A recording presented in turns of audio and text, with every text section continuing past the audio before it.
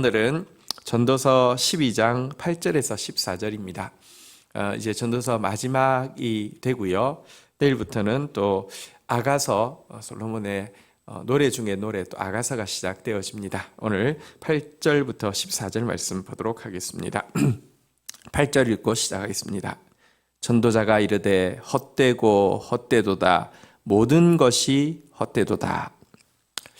자, 전도서는 첫 장 시작하자마자 전도자가 이르되 헛되고 헛되며 헛되고 헛되니 모든 것이 헛되도다라고 시작했는데, 이제 마지막 장 내용을 마무리하면서 다시 한번 전도자가 이르되 헛되고 헛되도다 모든 것이 헛되도다라고 마무리하고 있습니다. 전도서에서는 무려 38번이나 헛되다는 말이 나오고 있습니다. 그러나 지난번에 한번 같이 나누었지만 전도서는 허무주의를 이렇게 부추기는 그런 내용이 아닙니다. 패배주의적인 내용으로 기운을 빠뜨리게 하는 목적이 아닙니다. 어차피 해도 소용없어, 아무 의미 없어, 케세라 세라 이런 것이 아닙니다. 헛되지 않은 새 것, 영원한 것을 받아들이기 위해서는 헛된 것을 헛된 줄 알고 버려야지만 붙잡을 수 있기 때문입니다. 왜냐하고 하면 우리는 그릇에 한계가 있습니다. 시간의 한계도 있고 물질의 한계도 있고 마음의 한계도 있습니다. 헛된 것, 영원하지 않을 것에 우리의 마음과 물질과 시간을 쓰고 있으면 여러분 헛되지 않은 것, 영원한 것 들어올 틈이 없기 때문에 이렇게 하고 있는 것입니다. 참으로 헛되지 않은 수고를 위해서 나아갈 수 있도록 하기 위해서 지금 솔로몬이 인생사에 가득 채우고 있는 헛된 것에 대해서 고발하고 또 지적하고 드러내고 폭로하는 내용으로 나왔던 것입니다. 신약에 보면은 헛되지 않은 것이 있음을 분명히 우리에게 선포하고 있죠. 고린도전서 15장 58절에 보면 그러므로 내 사랑하는 형제들아 견실하며 흔들리지 말고 항상 주의 일에 더욱 힘쓰는 자들이 되라. 이는 너희 수고가 주 안에서 헛되지 않은 줄 알미라. 이렇게 저희들에게 가르쳐 주고 있습니다. 자, 9절 10절 한번 보도록 하겠습니다. 전도자는 지혜자이어서 여전히 백성에게 지식을 가르쳤고 또 깊이 생각하고 연구하여 잠언을 많이 지었으며. 자, 한번 보십시오. 전도서의 메시지가 허무주의나 패배주의가 아님을 여기서도 잘 보여주고 있습니다. 헛되고 헛되고 헛되고 헛되다라고 이야기해 놓고는요, 전도자는 지혜자로서 여전히 백성들에게 참된 지식을 가르치려고 애썼고, 뿐만 아니라 스스로도 깊이 생각하고 연구해서 이 묵상을 통하여서 잠언의 글들을 집필했다라고 이야기를 하고 있습니다. 이것이 어찌 케세라세라 될 대로 되라 아무 의미 없어 막 살아 이런 내용이겠습니까? 10절도 한번 보실까요? 전도자는 힘써 아름다운 말들을 구하였으나 진리의 말씀들을 구하였나니 진리의 말씀들을 정직하게 기록하였느니라. 여러분, 뿐만 아니라 하나님 앞에서 아름다운 말들을 힘써 구하였다, 아름다운 진리를 힘써 구하였다라고 이야기합니다. 진리는 깊이 생각하고 연구하는 묵상을 통해서만 알 수 있는 것이 아닙니다. 힘써 주님 앞에 간구하는 기도를 통해서 진리가 들어옵니다. 진리는요, 계시입니다. 계시는 우리가 알 수 있는 것이 아닙니다. 피조물이 하나님을, 창조주를 어떻게 다 알 수 있겠습니까? 하나님이 보여주시는 만큼만 우리가 알 수 있습니다. 그래서 그는 또 깊은 묵상뿐 아니라 간절한 기도로 이 진리의 말씀을 구했다, 이렇게 이야기하고 있습니다. 여기서 깊이 묵상하고 간절히 기도하면서 이 진리를 구하고 있는 모습에서 신약 성경에 바울의 모습도 또 우리가 투영하여 볼 수 있습니다. 바울도 깊은 학식을 가진 사람이지만 참 진리를 얻기 위해서 정말 묵상하고 또 기도했음을 보게 됩니다. 왜 그랬을까요? 어떤 의미에서 여러분 다른 성경의 저자들보다 솔로몬이나 바울 정도 되면 훨씬 쓰기가 쉽지 않겠습니까? 머리도 좋고 뭐 이렇게 지식도 많고 하니까요. 근데 왜 그랬을까요? 왜 이렇게 깊은 묵상과 간절한 기도로 매달렸을까요? 그 이유는 여러분, 내 지식으로 말미암아 자칫 하나님의 말씀을 혼잡게 하지 않기 위함입니다. 바울은 두 번이나 이런 고백을 하고 있습니다. 우리는 수많은 사람들처럼 하나님의 말씀을 혼잡하게 하지 아니하고 곧 순전함과 하나님께 받은 것 같이 하나님 앞에서와 그리스도 안에서 말하노라. 이는 숨은 부끄러움의 일을 버리고 속임으로 행하지 아니하며 하나님의 말씀을 혼잡하게 하지 아니하고 오직 진리를 드러내므로 하나님 앞에서 각 사람의 양심에 대하여 스스로 추천하노라. 정말 말씀 그대로를 전달하기 위해서 더 간절히 기도하면서 내 불순물을 빼고 더 깊이 묵상하면서 아름다운 진리를 사모했다. 이렇게 이야기하고 있습니다. 자, 그런데 10절에 나온 두 단어를 한번 좀 생각해 볼 필요가 있습니다. 전도자는 힘써 아름다운 말들을 구하였나니 진리의 말씀들을 정직하게 기록하였느니라. 여기 보면 아름다운 말들이라는 표현과 진리의 말씀들 두 가지 표현이 있습니다. 진리의 말씀들 뒤에 정직이라는 단어도 있는데요. 아름다운 말씀, 또 진리의 말씀, 정직한 말씀은 약간 상반되는 개념입니다. 여기 아름다운 말씀이라는 것은 영혼을 기쁘게 하는 말씀이라는 뜻입니다. 신학적인 표현으로 하면 은혜로운 말씀이라고 할 수 있죠.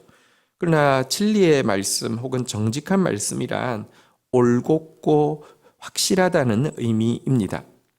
하나님의 말씀은 한편으로는 은혜롭고요, 영혼을 기쁘게 하는 것이면서도 또 동시에 올곧고요, 단호하고 추호도 악을 용납하지 않는 것이 되어야 함을 보여주고 있습니다.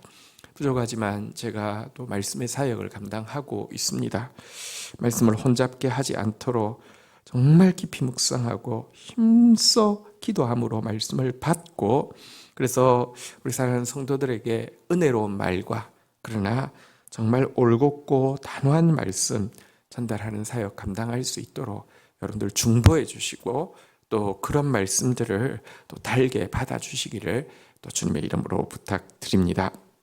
11절 읽도록 하겠습니다. 지혜자들의 말씀들은 찌르는 채찍들 같고 회중의 스승들의 말씀들은 잘 박힌 못 같으니 다 한 목자가 주신 바라. 전도단은 지금까지 이 책을 통하여서 전달한 이 말씀에 대해서요, 찌르는 채찍들 같다라고 이야기하고 있습니다. 여기 찌르는 채찍이란 소나 말 같은 짐승을 바른 길로 몰 때 이렇게 사용하는 뾰족한 부분이 달려있는 막대기를 이야기합니다. 하나님의 말씀은 우리가 나아갈 걸음을 올바르게 한다는 의미입니다. 또한 잘 박힌 못과도 같다라고 이야기하고 있습니다. 여러분, 못을 박아두면 어떤 용도로 쓰겠습니까? 무언가를 걸 때에 쓰는 것 아닙니까? 다시 말하면 하나님의 말씀은 우리의 인생을 걸 수 있는, 우리의 삶을 걸 수 있는 우리가 의지하고 거기 매달릴 수 있는 것이다라고 이야기하고 있는 것입니다. 오늘도 찌르는 채찍 같은 말씀 앞에서 우리의 걸음이 바르게 되기를 원하고요, 잘 박힌 목과 같은 말씀에 견고하게 우리의 인생을 거는 저와 여러분들이 되셔야 할 것입니다. 그리고 이 모든 말씀은 참된 목자 대신 하나님께로부터 온 것입니다. 한 목자가 주신 반이라. 우리가 하나님의 말씀을 대할 때에 이것이 하나님의 말씀임을 아는 것은 모든 성경이 사실은 정확하게 동일하게 일치하게 우리에게 메시지를 전달해 주고 있다는 것입니다. 성경의 저자가 아니라 기자라고 이야기하는 이유는 기록자들은 40여 명이 넘지만 그들을 통하여서 말씀하시는 하나님은 한 분이시기 때문에, 또 그것을 우리가 분명히 알 수 있는 것은 시대가 다르고 교육 수준이 다르고 사는 위치가 다른, 지역이 다른 기자들이 썼지만 분명하게 정확하게 우리의 죄에 대해서, 우리의 구원에 대해서, 우리의 삶에 대해서 동일한 메시지를 주고 있기 때문에 그렇습니다. 자, 이제 12절 한번 보도록 하겠습니다. 내 아들아, 또 이것들로부터 경계를 받으라. 많은 책들을 짓는 것은 끝이 없고 많이 공부하는 것은 몸을 피곤하게 하느니라. 자, 우리 앞에서 열심히 묵상한다, 또 간절히 기도한다 이렇게 이야기했는데 12절에 약간 또 상반되는 것처럼 마지막에 또 부가하고 있기를요. 이 전도서의 내용 헛되고 떠다라는 내용 앞에서 그 경계를 받으라고 많은 책 짓고 또 많이 공부하는 거 끝도 없고 몸을 피곤하게 한다 이렇게 이야기하고 있습니다. 이 말은 무슨 말이냐고 하면 하나님 없는 지혜 이것을 위해서 수고하는 것은 답도 없고 남는 것도 없고 피곤한 것뿐이다라는 이야기를 하고 있는 것입니다. 여러분 사실 인간적인 지식은 꽤 사람을 교양 있게 만들기도 하고요. 꽤 유용해 보이기도 하지만 다시 이야기합니다. 그 지식이 우리를 온전케 하던가요? 도리어 그 지식이 우리를 교만하게 하고 그 지식에 대한 확신이 강하면 강할수록 반대 의견을 가진 사람을 정죄하고 판단하게 만들어서 세상을 더 지옥으로 만들 수 있음을 우리는 분명히 알아야 합니다. 그러나 하나님을 아는 지식은요, 우리를 온전히 의롭게 하면서도 무한히 겸손하게 하고 또 무한히 상대방을 포용할 수 있게 하는 지식입니다. 이 때문에 바울은요, 그리스도를 아는 지식이 가장 고상하다라고 고백을 하는 것입니다. 빌립보서 3장 8절에 보면 또한 모든 것을 해로 여기면 그리스도 내 주 그리스도 예수를 아는 지식이 가장 고상하기 때문이다라고 이야기하고 있습니다. 이 고상한 지식을 위해서 이 세상 지식을 지나치게 추구하는 것 이것들도 주의하라 이런 이야기입니다. 그러나 여러분 이 말이 결코 세상 지식은 아무 의미가 없다는 뜻은 아닙니다. 세상 지식 속에도 하나님의 일반 은총이 있고요. 그것이 또 삶을 유익하게 하는 부분이 있습니다. 지나치게 하지 말라는 것이고요. 하나님을 아는 지식, 그리스도를 아는 지식을 대체하려고 해서는 안 된다는 뜻입니다. 자, 이제 13절 결론을 향해서 이제 달리고 있습니다. 이래 결국을 다 들었으니 하나님을 경외하고 그의 명령들을 지킬지어다. 이것이 모든 사람의 본분이니라. 자, 지금까지 인생사에서 있는 대부분의 일들이 사실은 영혼의 관점에서 보면 헛된 것이라는 사실을 밝혀온 전도자는요, 이제 그의 모든 연구의 결론을 무엇이라고 이야기하느냐? 하나님을 경외하라는 것입니다. 하나님을 두려워하고 늘 자신이 하나님 앞에 있음을 인식하라는 것입니다. 그리고 이와 같은 하나님 경외가 구체적으로 무엇이냐? 그의 명령들을 지키라는 것입니다. 그의 말씀을 지키는 것이라는 것입니다. 이것이 모든 피조물들의 본분이라고 명확하게 이야기하고 있습니다. 창조주의 뜻을 생각하고 그것에 순종하고 사는 삶이 인생에 사는 이유고 바르게 사는 기준이라는 것입니다. 이것을 신약적으로 표현하면 먹든지 마시든지 무엇을 하든지 하나님의 영광을 위해서 하라는 말씀입니다. 여러분 고린도전서 10장 31절에 있죠. 그런즉 너희가 먹든지 마시든지 무엇을 하든지 다 하나님의 영광을 위하여 하라. 여러분 먹든지 마시든지는 굉장히 일상적인 일입니다. 여러분들이 어제만 해도 혹은 하루 지나서 그제만 해도 무엇을 먹었고 무엇을 마시는지 리스트 다 한번 이야기하라고 하면 정확하게 기억할 수 있을까요? 기억 잘 못할 것입니다. 아주 일상적인 일을 이야기합니다. 그러나 아주 일상적인 일 가운데서도 하나님을 경외하고 그분의 명령을 지키기 위해서 사는 삶을 살라는 것입니다. 그리고 이것은 하나님의 영광을 위해서 하나님을 중심에 두고 사는 것은 구체적으로 무엇을 이야기하느냐? 고린도전서 10장 31절 읽었는데요. 여러분들 오늘 31절부터 33절까지 통으로 한번 읽어보십시오. 하나님의 영광을 위해서 살지 않으면 신자라고 해도 교회의 거침돌이 된다라고 32절에서 경고하고 있습니다. 교회에 우리가 하나님 나라를 이루는 일에 디딤돌 되어야지 거침돌 되어서는 안 됩니다. 그럼 하나님의 영광을 위해서 사는 사람은 구체적으로 무엇일까요? 33절 고린도전서 10장 33절에 보면 이렇게 이야기하고 있습니다. 나와 같이 모든 일에 모든 사람을 기쁘게 하여 자신의 유익을 구하지 아니하고 많은 사람의 유익을 구하여 그들로 구원을 받게 하라. 먹든지 마시든지 무엇을 하든지 하나님의 영광을 위해 하는 것이 무엇이냐? 구체적으로 모든 일에 모든 사람을 기쁘게 하라는 것입니다.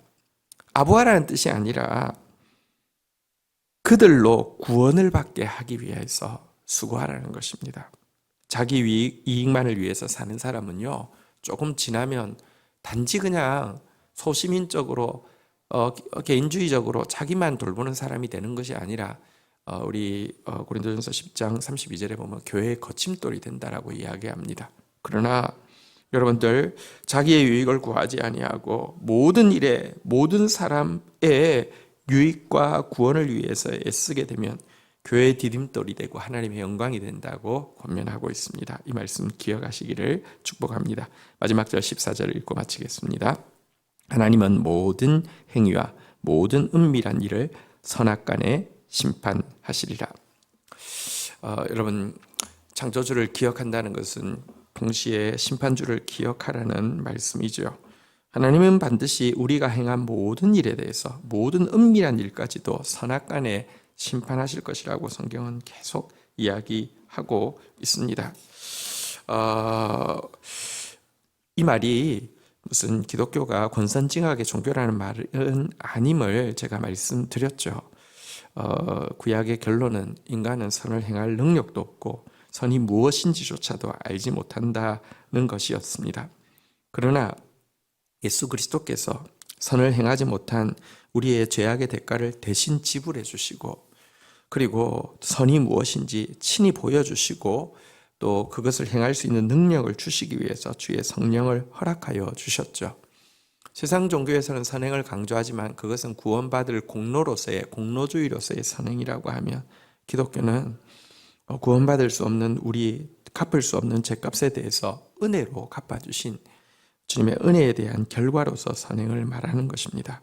자랑할 것 없지만 우리가 힘써 선을 행한 것 기억하지 할 필요도 없지만 주님은 냉수 한 그릇 대접한 것도 잊지 않으신다고 말씀하십니다.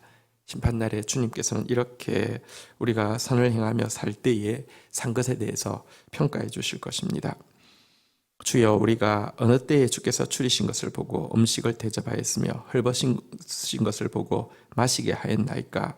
어느 때에 나그네 된 것을 보고 영접하였으며 헐벗으신 것을 보고 옷 입혔나이까.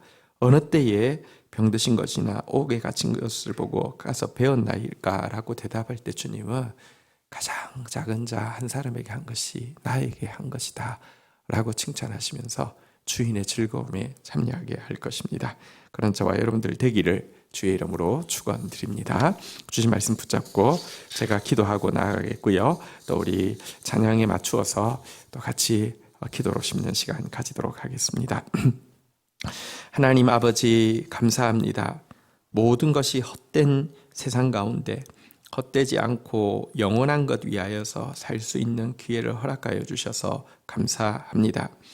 하나님, 이 말씀이 우리의 인생을 걸 말씀이며 우리의 인생을 교정할 기준임을 고백합니다.